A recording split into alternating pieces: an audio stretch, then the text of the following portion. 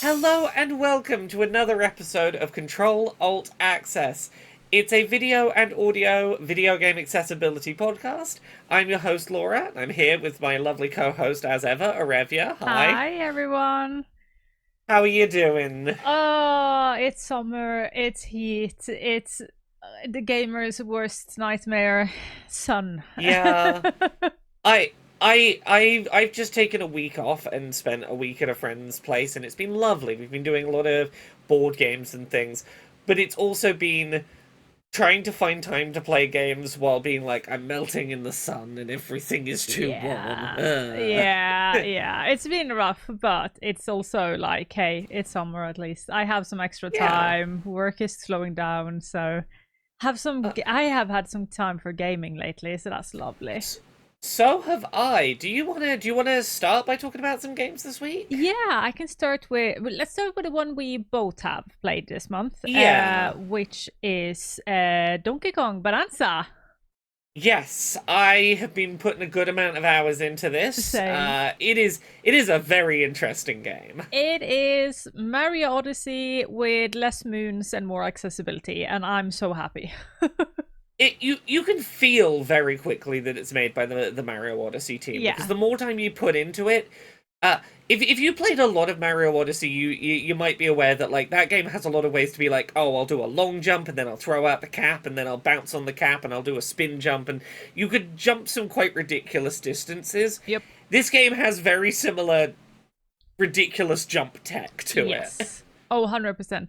And it also feels as good as Mario Odyssey does, because Mario Odyssey was one of those Nintendo games who just like, the controller feels like an extension of your body sometimes. Of course, they have the normal jankiness of a 3D platformer, of course, but I sort of still feel like I have control over Mario. And the same I feel with DK. Yeah, so for anyone who's not played any of this, the gimmick to this game is all of the environments are destructible. You have like 3 separate punch buttons. You have punch upwards, punch forwards, and punch down. And then lots of variations that are like rip material out of the ground and swing that around, and rip material out the ground and use it to do double jumps. But fundamentally, you can dig into basically any bit of material, and it feels really polished and also really janky at the same time. Yes.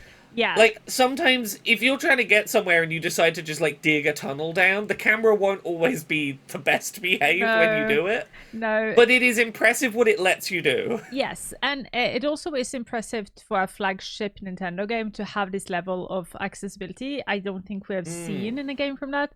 So, it is, like, as a typical Nintendo game, quite, like, easy to play. If you, like, easy to finish, but not easy to master.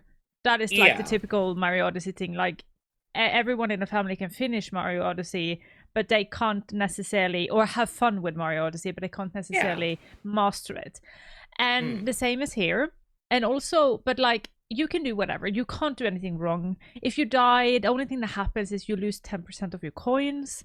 Yeah. And but you can, what is different here is that you can have like small houses, and if you go to sleep, you regenerate all the hearts. But you can also unlock more hearts in your skill tree, and if you have upgraded enough houses, you get extra health on that as well. So it is insanely easy to get health. Yeah, the more time you spend exploring a level, the easier it is to get more and more bonus hearts. Yeah. But also, currency is so common in this game. Like, it's never hard to find currency. No. You just start punching the ground, you'll find gold. Yes. And you can go to shops to get items that are like, I fell off a cliff, it'll just put me back where I was. Items that are like, you ran out of health, have a full restore. And they're pretty cheap and affordable. Yeah. They're very much designed to be like, have a little extra safety net in your back pocket. And also, I was impressed by seeing the option menu, where you can invert the camera, you can smooth, like smoothness and like intensity of the camera where you roll it around. You can take off screen shake. I will talk a bit more about that, but let's Yeah. just get through the rest of the list. You can turn off that you don't need to use L3 and R3, which for me is extremely good. Like, that is so important for me, and I absolutely love it. That is one of those buttons I nearly always have to put on my feet controllers. So I love that. You can like switch between A or B being your main, and then when I say main, I mean like what you do action with. Like, I now had to put A as jumping because Y is hitting, so those is easier to then use those two. And I will say for the L3 R3 thing, by default there's only one thing mapped to one of those, and I think it's R3 switches between your transformations. Yes. And it's an infrequently needed button that's not often needed under pressure. So like if you're gonna have one of those buttons be mapped to your default control scheme, I think like that's the right kind of thing to map to it. Yeah. And also, it has, what more was it? It has subtitles, and you can decide subtitles if it's going to show everything or just like the important stuff.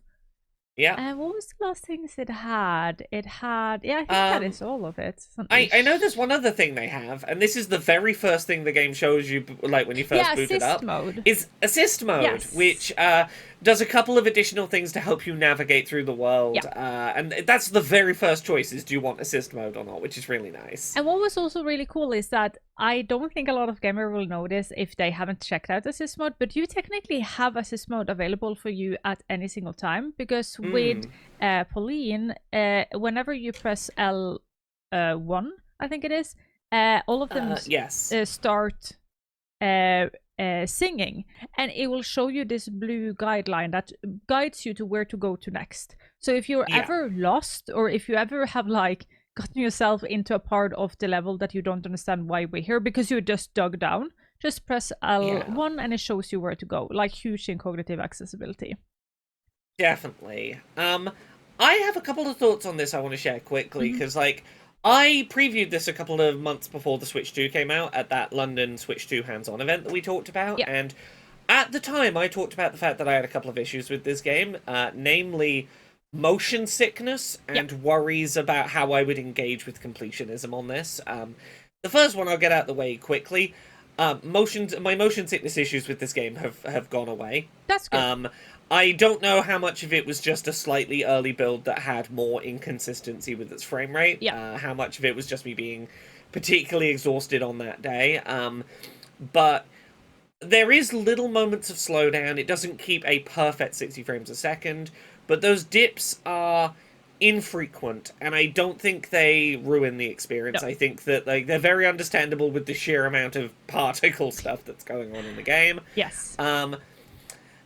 With regards to my fear I'd had about this game, which was, oh my god, there's things in every direction, and I punched the ground twice and found a treasure chest. Am I ever going to be able to move on from anywhere because I'm going to be paranoid that there's like a secret right near me? Getting access to the upgrade tree has really helped with that for me. The big thing is there is an ability where you tap R1 and it does a little sonar, and if there is something kind of near you, it'll show up through the rock. If there is like a fossil to collect or a banana, you can upgrade that several times to make that sonar stronger and go over bigger distances. But there's also merchants you can go to just buy maps to show you where collectibles are. And those two things in combination have helped me to be a lot less... my brain is eating itself than I thought I would be playing it. I agree with you. I got a bit motion sick, but it helped to take down the camera sensitivity and also set myself a bit further away. And also, but I have two like big problems with the game. One of it is that if you take off screen shake, the screen shake still happens in cutscenes and in the menu. Like, it shakes the whole menu. Both of those is like, I feel like, especially the menu thing, like, okay, cutscenes sometimes in game development, who makes the game and who makes the cutscenes are two different like sections, or two different groups. So and sometimes the cutscenes, I don't think it is the case in this case. Sometimes they're just a video you are watching. But I think your custom design for Donkey Kong appears in these cutscenes. It might so be, so this is, they could probably have taken screen shake out, and it's unfortunate they didn't. And it's really, really like that is annoying, especially because what is unique here is that they have taken screen shake, both that you can turn it on and off, but also to soften it or strengthen it. Yes. Which is yes. cool. So that means that they actually just they have like, I feel like this means that they have gone one step further and understand what actually screen shake does. That some people might be okay with just soften it because then they won't be motion sick. So then seeing it not being understood that the save button will still shake when you save after taking it off, that was like, hello, why? Yeah. And the second thing is that this is a heavy on the hand game. If anybody is watching the video right now, they will see me sitting here with a splinter, and that is because my arthritis is triggered so much by this game. It is it requires a lot of button mashing and a lot of constant button inputs. A lot of it. And it also is what is annoying, because places where they could have toggle to hold, they had not done that. So like when you roll or when you surf, you still need to like continuously push the same button. So when you could technically with accessibility have normal breaks without taking away the chaos the game want to have, they haven't put that in. That is quite disappointing. I think even really basic things like punching, like being able to just hold down a punch button to continually punch forward, punch down, etc., I think would have been really beneficial and are something that I think would be great to see added in an update. Yeah. But yeah, generally speaking, I'm having a great time with the game. It's a wonderful time. All of the animations are fantastic in it. This new design for Donkey Kong is incredibly expressive. Yes. I have loved all of the facial expressions that have been going on. Yes. Pauline has been a really fun companion character. Yes. I've grown to really like her. Yeah. I'm very into this. And in general, the game is like, it's just fun. I didn't get the Switch before many years after it was out, so I couldn't join the actual like in real life, in real time Odyssey hype. So for me, then having this hype right now feels quite good, and I can't wait to see how people would break this game also, because I think this is quite a breakable game. I've already been seeing people breaking this game. The two things I'm aware of, the big one is you can make bridges. You can throw mud at a wall and it will stick, and then you throw mud at that mud and you can make a bridge. Yeah. And people have been making very elaborate bridges to sequence break areas of the game, to completely skip sections they're not supposed to be able to get to. I believe people have worked out how to, rather than what the plot of the game is, which is go all the way down so you can get a wish and go back up, they're just making bridges to go up. Be like, we'll just make a bridge up. And I love that we're in this era of Nintendo making these open space sandbox kind of games like Breath of the Wild, Tears of the Kingdom, where you can just go, this rule set is consistent enough that I can break it and Nintendo won't stop me. And it is so much fun to see that accessibility has like been more in this game. I feel like this is a good sign from Nintendo. And also I now understand why we haven't gotten a new Mario game, because this is Super Mario Odyssey 2. Yeah, this is very clearly like Mario Odyssey with a gorilla and destructible surfaces. Yeah, so, but wonderful game, absolutely amazing. Agreed. Shall I just continue? Sure, go ahead. I have tried a game called Is a Nice Day for Fishing. So if anybody of you have heard or seen the memes that has gone on for like, I don't know, they have done it for like 10 years now. It's an RPG. They make like memes around being NPC in an RPG. And one of the character catchphrase is A Nice Day for Fishing. And it's a cute little RPG game with you go around fish and you have to save the world by fishing, and it was really cute to play and was fun to play, but like recommend checking out. They have a demo out, so if you want to, and why can't I remember what this group is called? Let me actually search it out. But one thing that I am a bit like disappointed about is that this is a game made from a humor gang, like that makes humor content. Yeah. And then why isn't it voiced? Because this game could actually be really easily accessible, but I fell off it because there was so much to read and my dyslexia and it was late in the evening, and I was just like, I can't. This is such a miss on accessibility that could have been so easily added. The game was fun. I like these kind of fishing and I like this kind of do it all, and it was fun and they had made it in a fun way. But being so heavy on texting and not voicing it, especially from a company that does so much voicing, so they know it. Like, this isn't talking about like putting somebody who has never been in a voicing booth in. This is talking about somebody who do this professionally. Disappointing to see it not being voiced and could be so much more accessible in that way. But a fun game. Yeah. I recognize logistically, like, the costs involved in voice acting, particularly for RPGs, can get quite high, but also I have really realized over time with the various issues I've got going on, I am so much more likely to play an RPG if it has voice acting. It does so much for helping me not just mentally tune out and lose track of what's happening. Oh yes. Yeah. Check it out. It has a demo, which I always like, because then you can check if this is a game for you. But it was fun if you know the Dudog and you know who this is. You can check it out. Do you want to do a game before I do my last ones? Sure, I'll throw it in. So this is, I did something this past week that is, I think I would class it as a video game, but it's not a traditional video game, and it's pretty location specific. I went and experienced something called Bridge Command in London this past week, which is live, interactive, almost like an escape room, kind of. Go and do a Star Trek.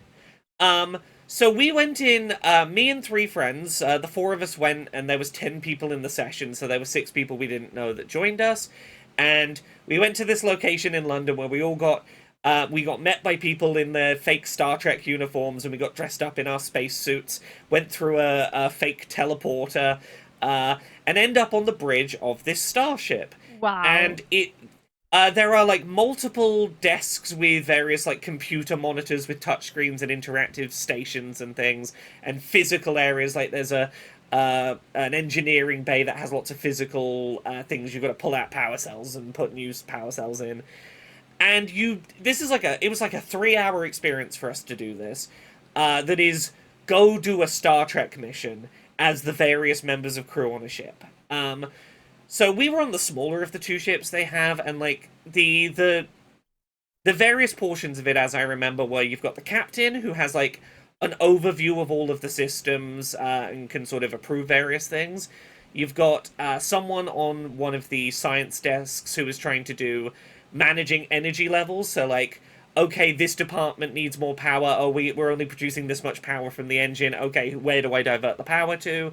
You've got someone who is on comms, and their whole thing is to do typed messages or video calls with other spaceships to like communicate with them, sometimes pass those messages onto the main screen for the captain.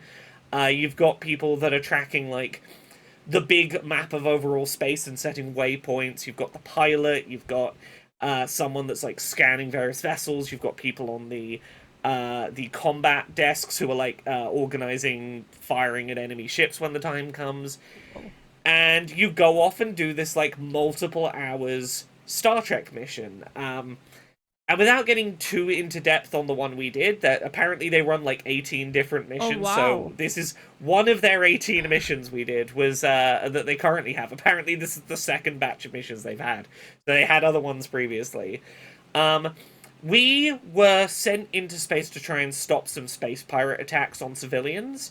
And we knew that like one of our good people had like infiltrated the space pirates. So we were, like, trying to get coded messages from, like, our person in the Space Pirates without giving away to the Space Pirates, hey, you've got an infiltrator giving away your secrets. And it ended up with us having, like, a really big battle with this evil Space Pirate that really outclassed us, and we had to get creative about solutions. And it all plays like a big live-action video game. There are sometimes, like, video calls from real people somewhere else in the building pretending to be aliens or whatever. From an accessibility perspective, there are some positives, and I will talk about those first.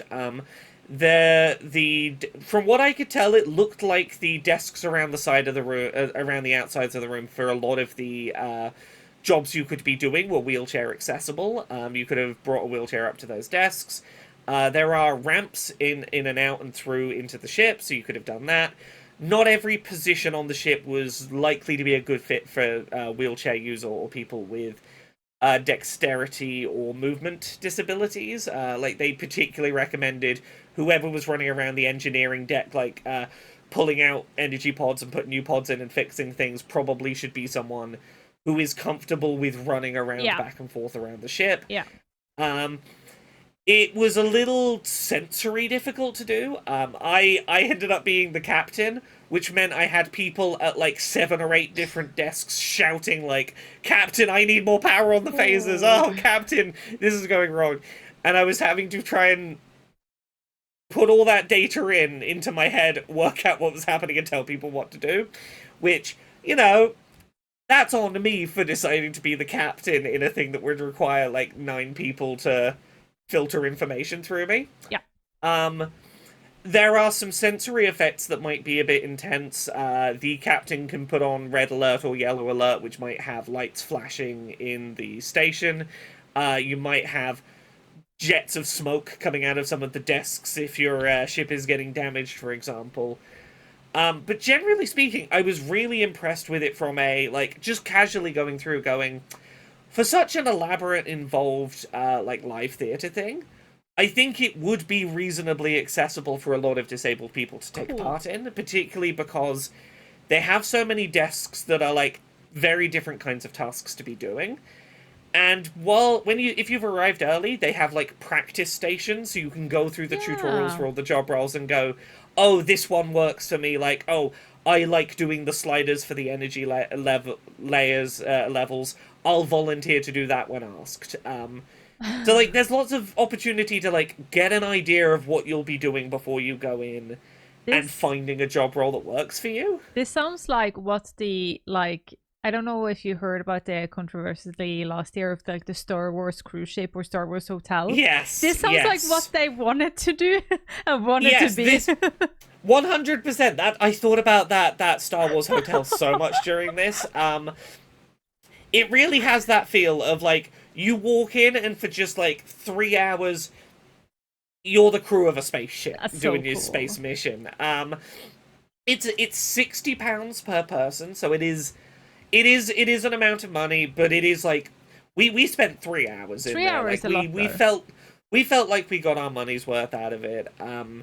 And I was very happy when I got my little promotion at the end of the mission for being a good captain. I got a free drink at the bar for captaining my way through. That's awesome. I got to feel very special for getting everyone through the mission. But yeah, if anyone's in London, Bridge Command, I can't recommend it highly enough, and I think it is surprisingly accessible for as intense of a thing as it is. Cool.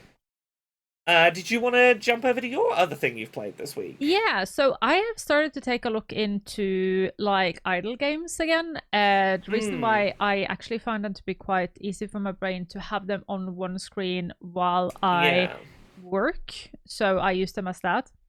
So I want to like I've played 2 games, one called Rusty Retirement, which is nice, but it wasn't anything special with the accessibility, but it's cute. It's sort of like a small little game that stays like on lower part or top part of one of your screens, and then you can just like you are like a rusty robot that is trying to grow crops. So you grow things and then you get money for it. Yeah, things like that. And it takes time for things to grow and stuff. So that one was okay, but I also did a game called Chillquarium. And the reason why I wanted to point it out is because normally in these kind of idle games / mobile games, we are rarely seeing accessibility. Accessibility is something that rarely gets in these games, other than more standard things that quote unquote everybody uses, like more things that people who are not in the accessibility sphere might not look as accessibility, but they look at it as this is something every game has.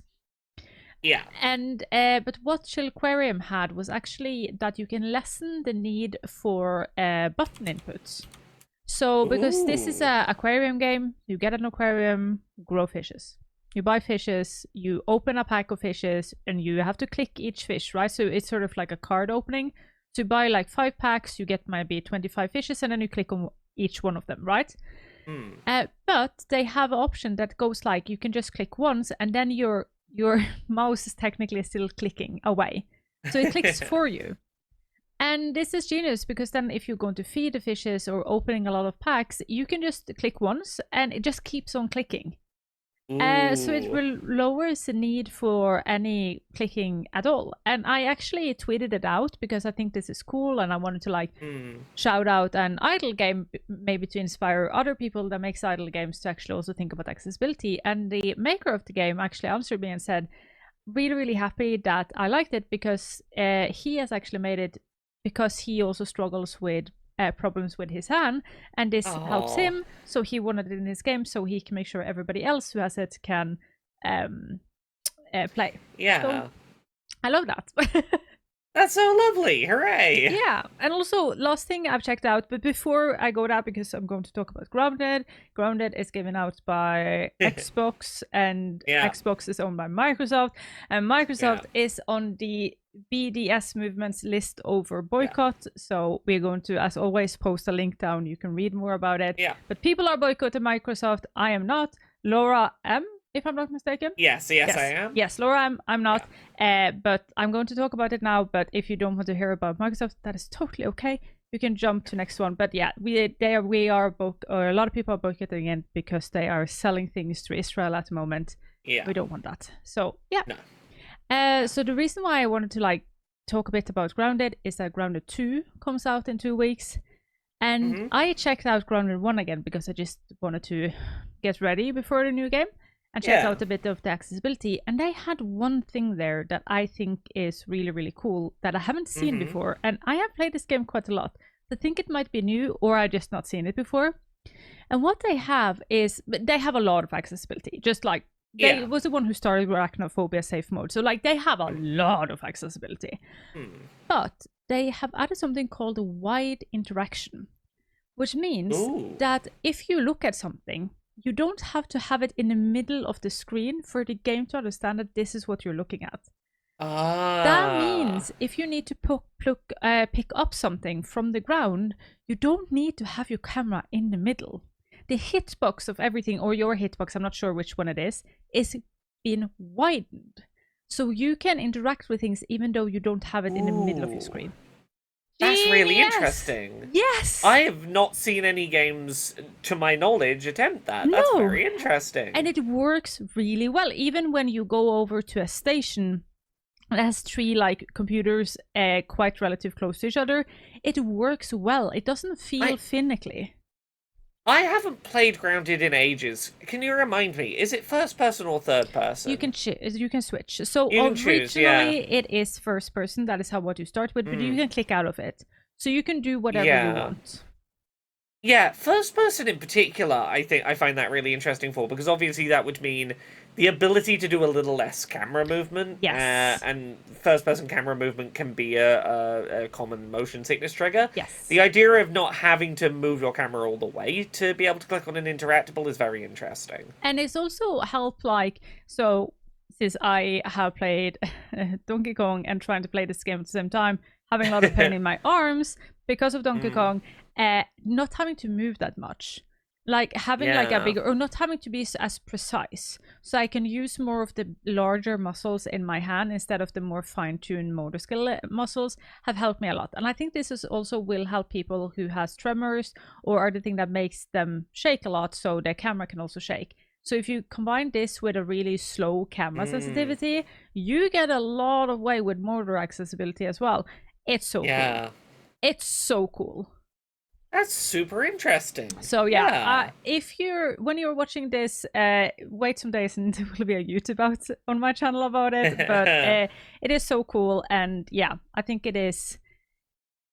Yeah, I think it is cool, and I'm glad to see that they are, even though this game came out in early access in 2020, they are still updating with accessibility to this Yeah. day, and this is their attitude going into the second game as well. It So I'm looking forward to see what they can do.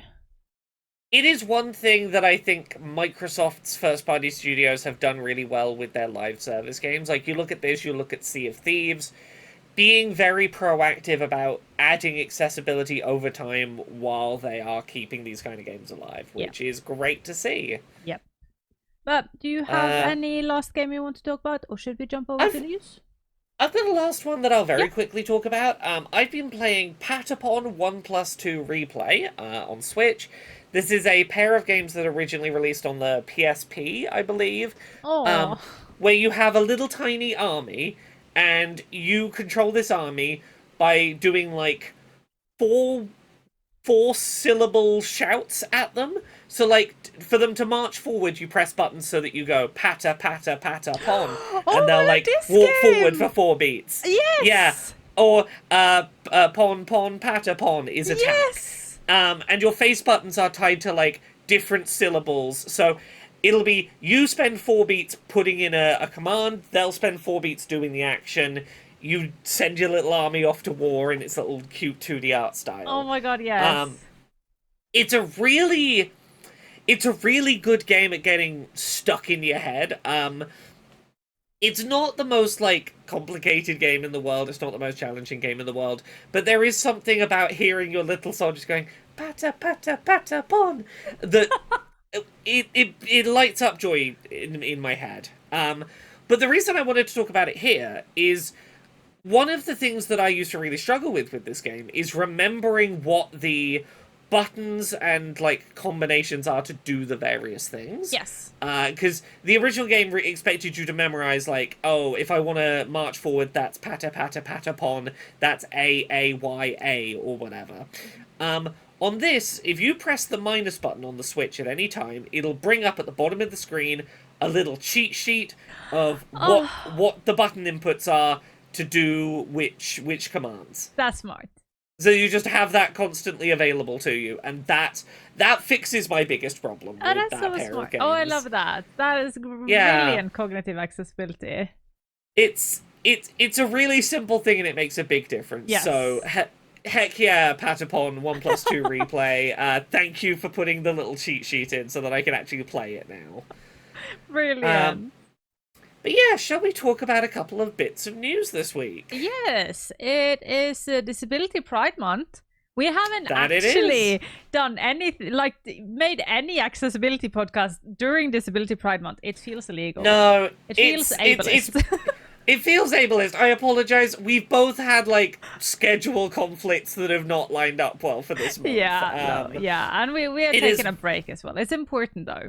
Yeah, Mental health is we also both had a bit of time Disability Pride. off. Yeah, but there a lot of things have happened, and we can't go over everything. I feel like some things have just happened, and it's gone in the time of the internet that goes fast.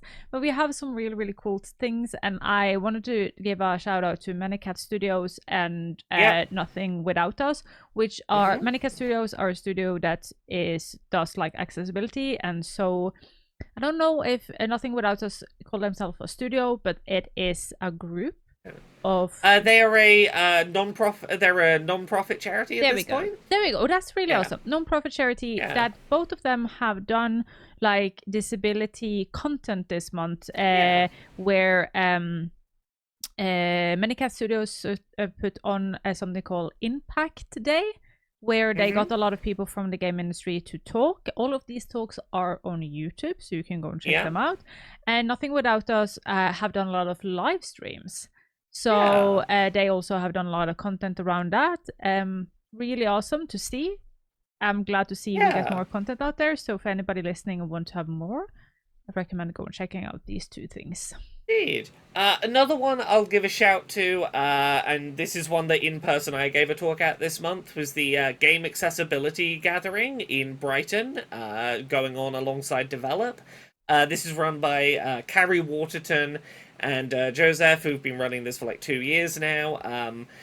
There was a few really good talks that went on there. There was one called "Advocating Accessibility at Studio Gobo," which is a good talk on like building a culture of accessibility outside of a dedicated member of staff. How you manage being like a co-development studio and working out where it's appropriate for you to suggest accessibility stuff on a project that's not fully your own. There was a talk by Steph Carter called Why Words Matter about accessible language in games that talked about things like cognitive overload caused by inaccessible Yes. language, how language in games isn't just about knowing the words, but how much effort is required to process them. Yep. Different groups that are benefited by accessible language practices, good and bad examples of those. There was a talk called How Approachability is Shaping Accessible Design at Us2 Games, which is the studio behind Monument Valley 3. And they gave a really good talk talking about design decisions they made on Monument Valley 1 and 2 and why they made them and what it took for them to learn they were inaccessible and how they fixed them going into 3. And particularly talking about how designing to be playable for everyone as a broad idea, to be broadly appropriate for lots of people, can get you a long way on the road to being accessible, but like it's not 100% the same thing as dedicated focus on accessibility. Yeah. And the last one I'll give a quick shout is a talk by Lee Brady called Everyone Deserves to be Scared, talking about accessibility in horror games, which this is a topic we've talked about before, like how much we love seeing this attitude from horror game developers of everyone should be welcomed to be terrified by my thing. Yes, we are going to fuck everybody over equally. Yeah. So that went on during develop, and I highly recommend people go check that out. And if anyone's in Brighton for develop next year, I'm sure there'll be another of these events. Other bits of news we had this past few weeks. There's one here that really excites me, which is the one about EA FC, EA Football Club 26. Yes. It is I haven't read it properly, but it is that because EA Sport FC, that is what we call FIFA before, right? Yeah, this is what FIFA used to be. Yes, so FC 2026 now has high contrast mode, which they will now be the first game which is like sort of a competitive game having it, wouldn't they? Yeah, we've seen little examples of it with things like what was that hero shooter last year that PlayStation released that very quickly went away? Oh yeah, oh god, I can't even remember. I've forgotten its name. Concord? Yes. Yeah, we've seen examples like Concord. We've seen it tried. I think like the reason I'm so excited to see high contrast mode being supported in EA Sports FC 26 is it's supported in all modes, all game modes, including the competitive and PvP modes, which is great. Don't shut off your accessibility in competitive modes. No. Even if you think it's going to give people an advantage, cool. People who aren't disabled could also turn it on to get that same advantage if they want. You know, it's don't deny online competitive players accessibility stuff. I'm looking at you, Call of Duty, not letting people use high contrast mode in online matchmaking. Yep. But it also makes me excited because EA Sports FC, you know, we can call it FIFA. We know it's FIFA. It's such a, like, lads game. Yes. Such a bro-ish lads game. Yes. And it's really nice to see accessibility being normalized in a thing for the kind of audience that sometimes shouts about accessibility. Yes. And it is nice to see because, like, I think sometime on online discourse, because people get a bit angry easily, it's easy to get an us versus them attitude and then go, well, you don't deserve this.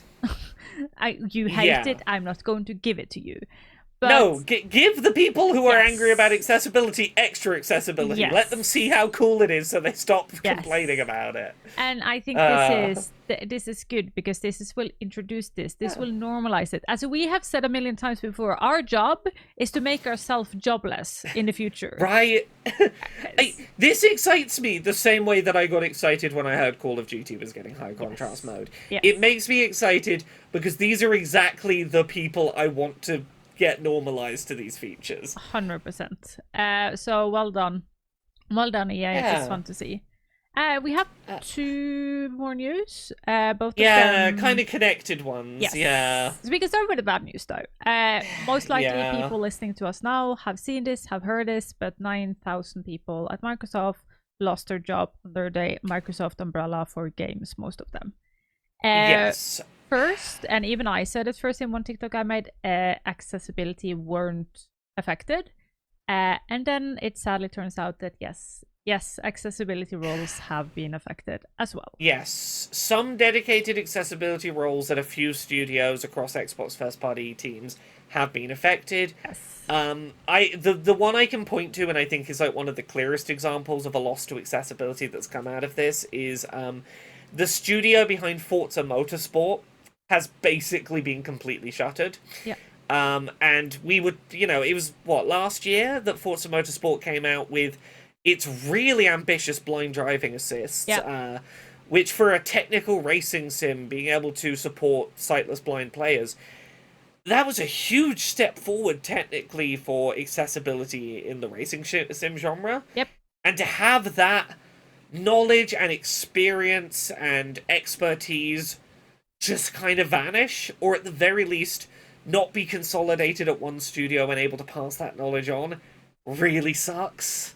It is sad to see, and also not only has dedicated accessibility roles gone, but also people with high passion for accessibility which had other roles, but that used a Yeah. lot of their time, a lot of their free time to try and make their studio more accessible. And Yeah. I feel so bad for everybody who has lost their job.